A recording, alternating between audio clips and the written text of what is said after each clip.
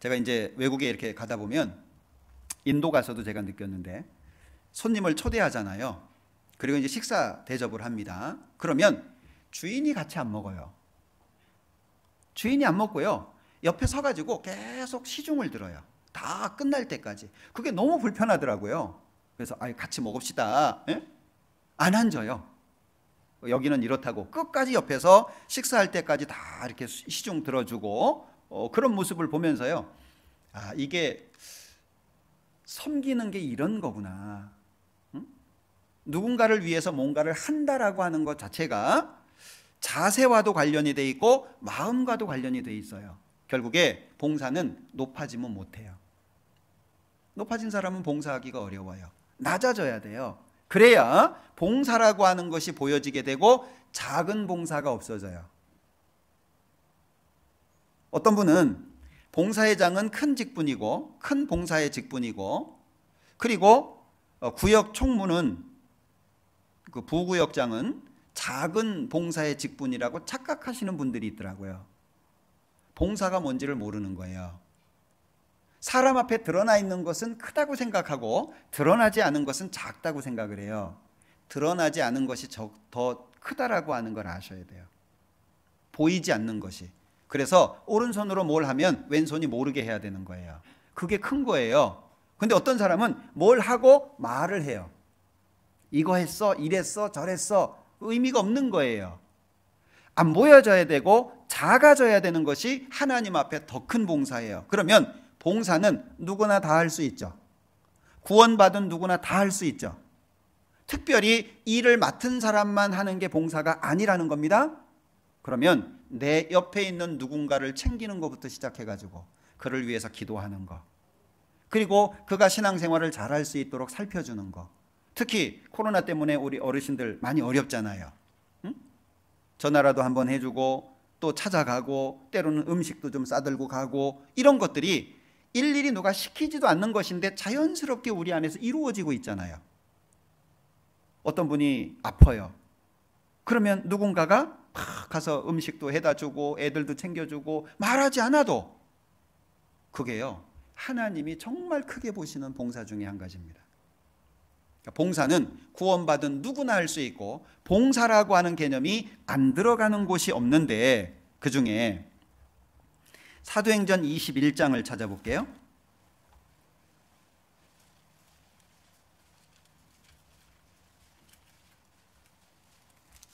사도행전 21장 19절입니다. 바울이 문안하고 하나님이 자기의 봉사로 말미암아 이방 가운데서 하신 일을 낱낱이 고하니. 여기 전도를 봉사라고 표현하고 있어요. 바울 사도가 예루살렘에 와가지고 이제 보고하는 거거든요. 그런데 바울 사도가 여기저기 다니면서 많은 전도를 했잖아요. 그 전도하고 여기저기 돌아다닌 그것을 여기 뭐라고 표현하고 있냐면 자기의 봉사로 말미암아, 이 봉사라고 표현하고 있어요. 그러니까 전도하는 것도 봉사가 되는 거죠. 그러니까 우리가 너무 좁은 가운데에서 봉사를 생각하고 있다는 거예요. 고린도 후서 9장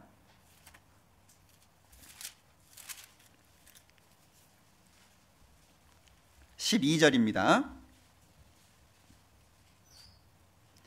이 봉사의 직무가 성도들의 부족한 것만 보충할 뿐 아니라 사람들의 하나님께 드리는 많은 감사를 인하여 넘쳤느니라.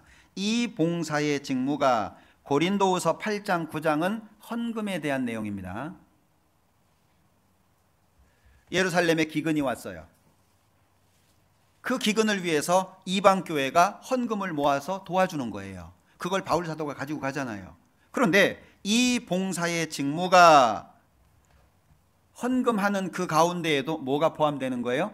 봉사라고 하는 게 포함되는 거예요. 왜? 하나님의 공급하시는 힘으로 하라. 내가 한 달 일해서 월급 받았으니까 11조야. 그것만 있는 게 아니잖아요. 하나님의 공급하시는 감사죠.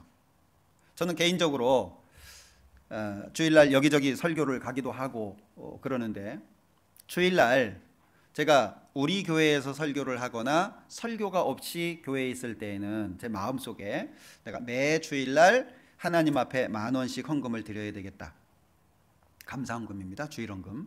제가 마음속에 작정을 해가지고 그거 꼭 합니다. 그런데 다른 교회를 가잖아요. 이제 타 지역 교회를 가서 설교를 할 때에는 10,000원만 하기는 그렇잖아요. 설교하러 와가지고. 그래서 그때는 좀 더 합니다. 근데 그 왜 하냐면 감사한 마음 때문에.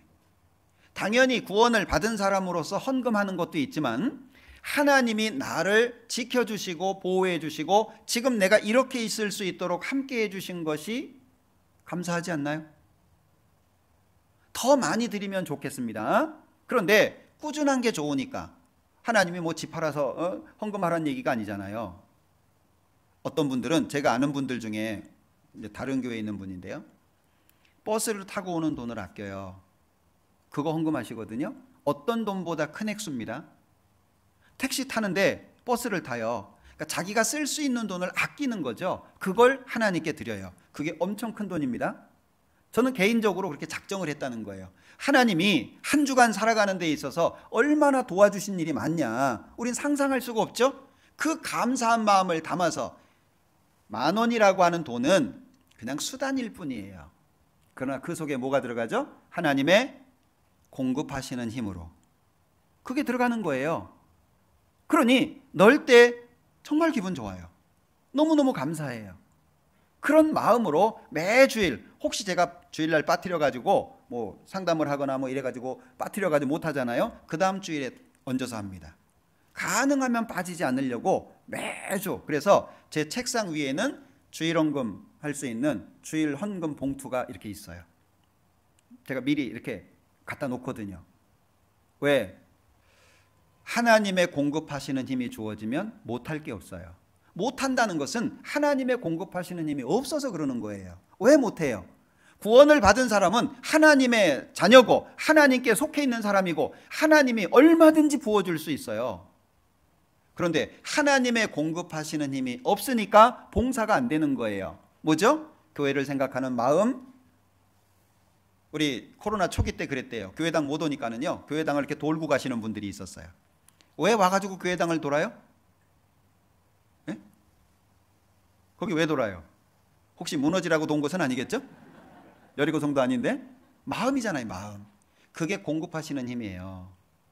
하나님을 향해서 점진적으로 더 나아가고 점진적으로 크게 움직일 수 있는 뭔가를 하나님이 주신다니까요. 그런데 있는 사람에게 더 주는 거예요. 없는 사람에게는 있는 것까지 없어지는 겁니다. 그러니까 교회라고 하는 예수님으로 말미암아 이루어진 이 하나님의 교회는요, 봉사로 돌아가는 거예요. 봉사로.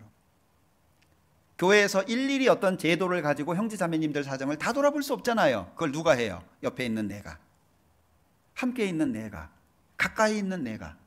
그냥 나만 잘 먹고 잘 사는 게 아니잖아요. 그러니까 봉사는 이타주의를 만들어요. 자기를 위해서 살지 않고 남을 위해서 살도록 만든다, 그 얘기예요. 그러니까 우리 이 목사님께서 자기 가족만을 위해서 이렇게 애쓰고 살아가는 것은 저주라고 얘기하잖아요. 저는 충분히 공감합니다. 왜? 하나님의 공급하시는 힘이 주어지면 우리 가족보다 이타, 남이 더 보이게 돼 있어요. 남이 더 보인다니까요. 그렇게 안 할 수가 없어요. 마음속에서 올라오는데 어떻게 안 할 수가 있겠어요. 그러니까 우리가 감사한 마음을 당연히 가져야 될 것 같아요. 저는 청각장애인들하고 계속 교제를 하고 있습니다. 듣는다는 것에 대해서 감사해 보셨어요? 아마 듣는다는 것에 대한 감사는 특별히 하기가 어려울 거예요. 못 듣잖아요. 인격 형성이 잘 안 돼요. 감수성이라든지 심리적인 부분에 타격이 엄청 큽니다. 그래서 육신적으로는 청각장애인이 낫고, 세상적으로 보면, 신앙적으로 보면 시각장애인이 나아요. 시각장애인은 듣거든요. 근데 이 소리가 완전히 차단이 되잖아요. 그러면 사람으로서 갖추어야 될 기본적인 소양 자체가 안 만들어져요. 소리가 얼마나 다양합니까? 얼마나 아름다워요. 물소리는 스트레스가 안 된다는 거 아시죠? 들을 수가 없어요. 듣는 거 하나 자체가 얼마나 감사한지 몰라요. 우리는 감사를 넘치게 해도 부족한 사람들인데 감사가 안 되는 이유가 뭐냐면 감사할 거리를 못 찾아서 그래요. 나한테 많이 있어요. 당연히 감사해야 됩니다. 내가 구원받았다, 천국 간다, 이것뿐만이 아니라 내가 살아가는 삶 속에 작은 한 부분 한 부분 한번 생각해 보세요. 감사할 게 진짜 많습니다. 하나님의 공급하시는 힘으로 해라. 우리 구원받은 거 감사한다면 내가 하나님께 소속되어 있다는 것도 감사해야 돼요. 너희는 너희 것이 아니라 값으로 산 것이 되었으니 그런즉 너희 몸으로 하나님께 영광을 돌려라. 그거를 무게감으로 받아들일 게 아니고 감사함으로 받아들여야 돼요.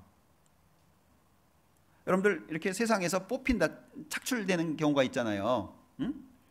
선생님께서 너 나와 조교로 써요. 좋아해요, 싫어해요? 대통령이 나를 뽑아요. 당신 내일 좀 도와주세요. 좋아해요, 싫어해요? 구청장이 와가지고 나를 딱 뽑아요. 나 좀 도와주셔.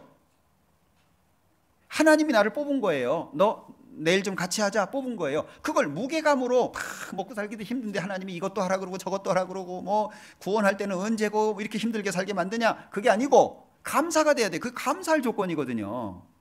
그런데 그런 부분들이 우리의 마음속에서 무게감으로 느낀다는 거예요. 그러니 하나님의 것이 언제 쌓여요? 하나님의 공급하시는 힘으로 하라. 언제 공급이 돼요?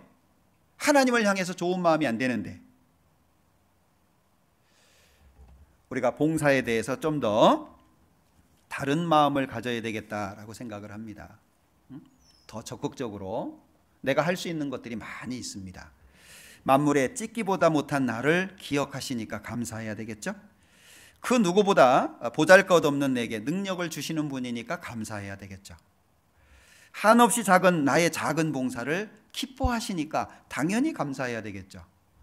사랑하는 사람을 위한 그 일, 감사가 되지 않을까요? 하나님은 사랑해서 십자가 세워주셨는데 나는 사랑해서 뭘 세울까요?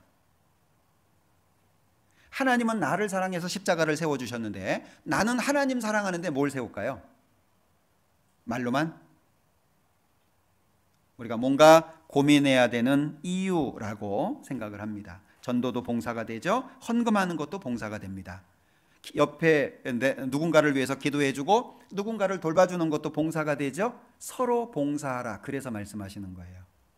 우리는 당연히 이 봉사에 참여할 수 있어야 돼요. 그건 나하고 상관없어. 나 혼자 먹고 살기도 바빠 힘들어. 그게 아니고 당연히 거기에 우리가 참여해야 됩니다. 그래서 이타주의라고 하는 걸 훈련해야 돼요. 이타주의. 그냥 되는 게 아닙니다. 누군가를 위해서. 나의 삶은 나를 위해서가 아니라 누군가를 위해서다라고 하는 걸 마음속에 깊이 새기는 것이 필요합니다. 이게 안 되면 신앙생활이 어려워져요. 우리 그냥 교회당 왔다 갔다 하는 게 아니잖아요. 우리 그냥 하나님 모르면서도 교회 왔다 갔다 하는 사람처럼 종교생활하는 게 아니잖아요. 근데 그렇게 할 수 있어요. 내 마음이 뜨거워지지 않으면, 하나님의 공급하시는 뭔가가 없으면 나는 그냥 교회당 왔다 갔다 하죠. 설교가 설교로 안 들려요. 오늘 제가 설교를 어렵게 하고 있다고 저도 스스로 생각하고 있는데 이해가 안 되는 거예요. 재미가 없어요. 저게 도대체 뭔 소리야. 하라는 거야, 말라는 거야. 그런데 하나님의 공급하시는 힘이 되잖아요. 다르게 들려요. 그게 다르게 들린다니까요. 같은 말인데 다르게 들려요. 여러분들 우리 옆에 얼마나 많이 계십니까? 이 많은 형제자매들이 계신데 내 마음을 털어놓을 사람이 한 사람 없다는 건 슬픈 일 아니에요? 왜 마음을 털어놓을 사람이 없죠? 내가 안 해서 그래요. 내가 높여놔서 그래요. 내가 내 문을 높여놔서 그래요. 없는 게 아니고 못 찾은 거예요. 있어요. 내가 미리 생각하고 이렇게 생각할 거야, 저렇게 생각할 거야, 이런 얘기하면 저 사람이 욕하겠지. 미리 내가 세워놓은 성벽이 너무 높아가지고 마음을 털어놓을 사람을 못 찾아서 그래요. 없는 게 아니에요. 있어요.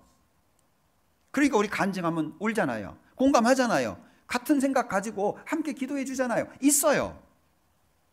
적어도 내 주변에 내가 마음을 터놓고 이야기할 수 있는 누군가가 서너 명 이상, 10명 이상 돼야 되지 않겠어요?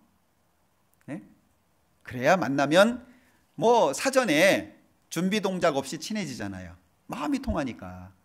그런 분들이 마음속에 생겨야 됩니다. 나는 날마다 죽는다라고 말했고 내 자신을 쳐서 복종시킨다고 고백을 했어요. 이타주의, 그것이 봉사의 근간이라고 하는 걸 기억하셨으면 좋겠어요. 당연히 참여해야 되죠. 당연히 섬겨야 됩니다.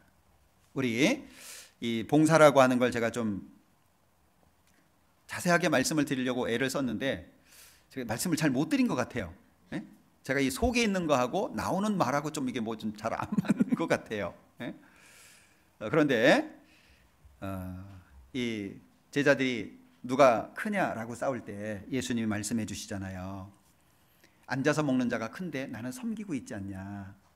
인자가 온 것은 섬김을 받으려 함이 아니라 도리어 섬기려 하고 많은 사람을 위해서, 그 많은 사람의 생명, 목숨을 위해서 자기의 생명을 죽이는 거잖아요.